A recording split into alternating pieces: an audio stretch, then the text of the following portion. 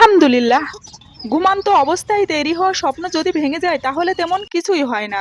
কিন্তু মানুষ জেগে থেকে যে স্বপ্ন সাজায় তা ভেঙে গেলে জীবনটাই নষ্ট হয়ে যায়। ফলবতী বৃক্ষ নত হয়, গুণীজন কিন্তু নত হয় না।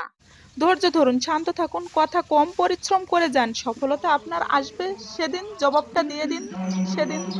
যে শক্তি ও যোগ্যতার প্রয়োজন হয় চুপ থাকার জন্য, তার থেকে বেশি শক্তি যোগ্যতার প্রয়োজন হয় জীবনে পিছিয়ে পড়ে বলে কিছুই নেই। মনে রাখবেন, টিকিটের লাইনের শেষ ব্যক্তিটাও একসময় কাউন্টারের সামনে ঠিক পৌঁছে যায়।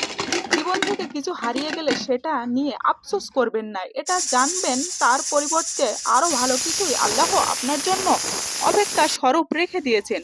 শব্দের চেয়ে আলোর গতি বেশি, এজন্য কিছু মানুষকে কথা না বলা পর্যন্ত উজ্জ্বল দেখায়। জীবনের লক্ষ্য না থাকার সবচেয়ে বড় সমস্যা কি হলো?